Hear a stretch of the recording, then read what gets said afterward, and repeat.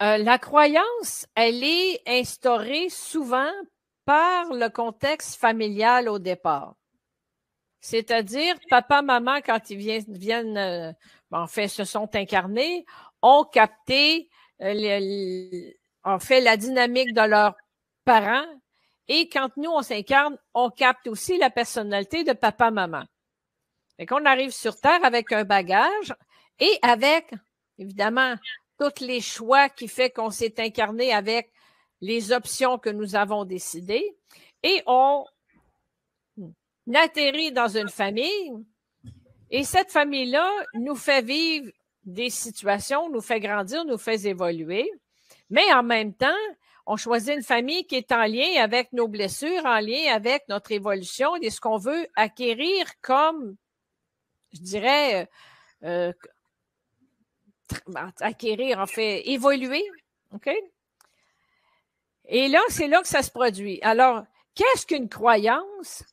Une croyance, c'est quelque chose que je me fais dire, qui se produit dans ma famille, qui arrive régulièrement.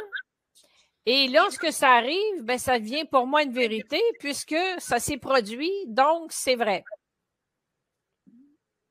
Alors, la croyance qui devient pour moi une vérité, c'est réel.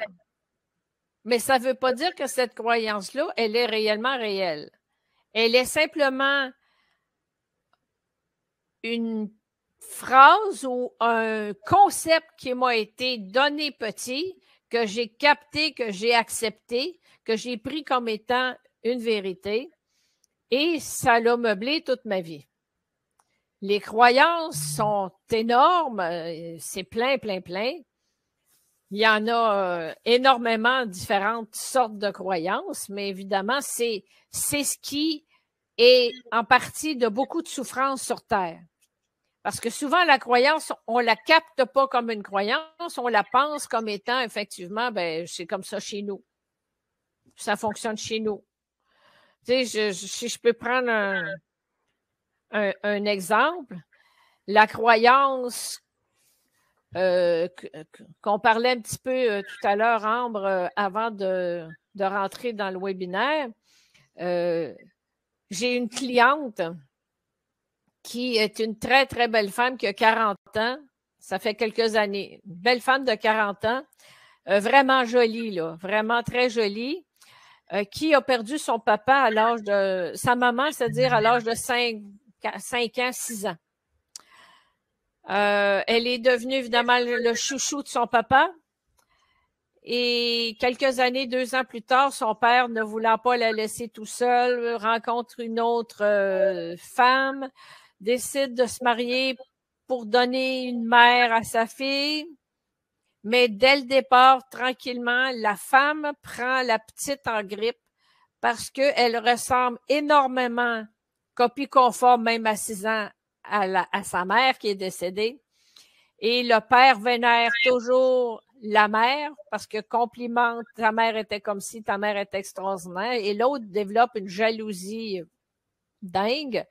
Et elle commence à déblatérer à la petite pendant que le père était pas là, bien sûr.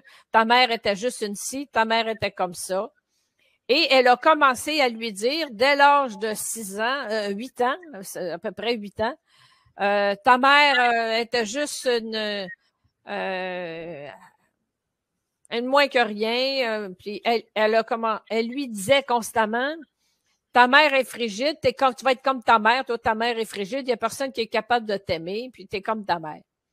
Puis la petite, à 8 ans, ne savait pas ce que c'était le mot frigide, pas besoin de vous dire. Évolue là-dedans, vient l'adolescence, l'autre a dit, ben, t'es pareil comme ta mère, puis tu vas faire une catin, puis t'es mieux tu vas être tout seul dans la vie, tu n'auras jamais d'homme, puis en tout cas, écoute, la belle-mère, elle est exécrable. Et la petite finit par partir à l'âge de 17 ans de la maison, mais ses relations amoureuses, ça fonctionne pas. Puis elle me rend compte à 40 ans où elle n'arrive pas à être capable d'avoir une relation amoureuse satisfaisante en couple, pas capable de s'engager. Puis c'était de la misère à se laisser aller même dans le sexe parce qu'elle avait toujours, ben, t'es comme ta mère, t'es frigide. C'est dingue, là. Elle se fait bombarder ça à 8 ans. Et ça a pris à l'âge de 40 ans où, en faisant de la thérapie, en faisant réaliser que c'était des paroles elle s'était fait dire à répétition, qui est devenue pour elle une réalité dans sa vie. Ça a meublé toute sa vie. Et qu'est-ce que c'est produit? Ben, ça a fini qu'un jour, elle a reproduit le même principe.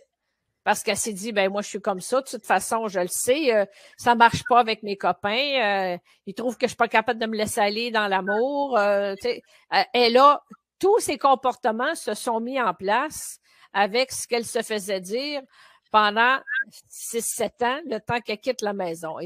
Et plus que ça, presque 10 ans, dans le fond.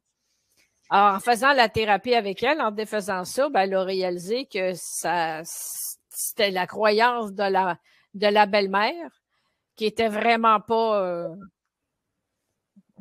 hors contexte.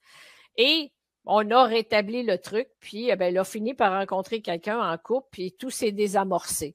Alors, souvent, une croyance, c'est comme ça. Est-ce qu'il y a quelque chose dans votre famille? Je vais vous donner une croyance populaire au Québec. On est un pays, 400 ans d'histoire, on est tout petit.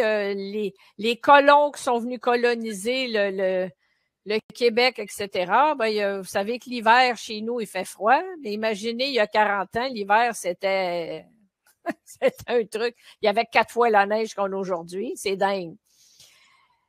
Et évidemment que les gens étaient pauvres. La culture, l'été, il n'y avait pas beaucoup de travail l'hiver, vous comprenez? C'était pas facile. Et il y a une phrase populaire, quand tu es né pour un petit pain, ben tu restes comme ça. Ça veut dire quand tu es né pour un petit pain, ça veut dire tu n'as pas les moyens de rien t'acheter à part un petit pain, donc tu es pauvre, puis la vie va faire que tu vas toujours être pauvre. Mais cette expression a pris tellement de place dans la vie des Québécois d'antan, quand tu es né pour un petit pain, ben combien de personnes arrivaient à l'âge adulte n'étaient pas capables d'avoir de l'argent dans leur vie parce que déjà à se dénigrer, à dire, ben, tu viens d'une famille de pauvres, quand tu es né pour un petit pain, tu sais très bien que de toute façon, tu n'auras jamais plus que ton petit pain. Et cette croyance-là, c'est rentré dans le cerveau de plein de personnes. Ça a pris plusieurs décennies avant que ça se libère. Là, c'est une croyance populaire. Mais imaginez que vous êtes dans une famille où vous entendez un truc constamment. Qu'est-ce qui se produit? Ben, vous allez dire, c'est vrai. Puisqu'il va arriver un événement qui va confirmer le truc. Puis après ça, tu te dis, hey, regardons, elle m'a dit ça, puis c'est vrai, ça s'est produit. Il va en arriver un autre. Et là, vous allez dire, ben, c'est ma réalité. Puis la journée, vous dites, c'est ma réalité, ça veut dire que là, vous êtes coincé avec un truc qui vous auto-sabote et qui vous arrête d'avancer. Vous êtes coincé avec une fausse croyance. Et c'est pas vrai qu'on est, exemple, c'est pas vrai qu'on est tous nés pour un petit pain. C'est pas plus vrai qu'elle était frigide. C'est pas plus vrai que, je sais pas, moi, une expression haute. De toute façon, tu feras jamais rien de bon dans la vie. Il y a des parents qui ont dit ça à des enfants, tu feras jamais rien de bon dans la vie. Alors, tu coupes l'estime de soi, tu coupes ci, tu coupes ça, il n'y a plus rien qui fonctionne. L'enfant ne fonctionne pas. Tu arrives adulte, il ne fait jamais rien de bon. S'il vient pour avoir un super beau projet, puis la vie est belle, puis il met quelque chose, il s'auto-sabote, puis tout. C'est ça, des fausses croyances.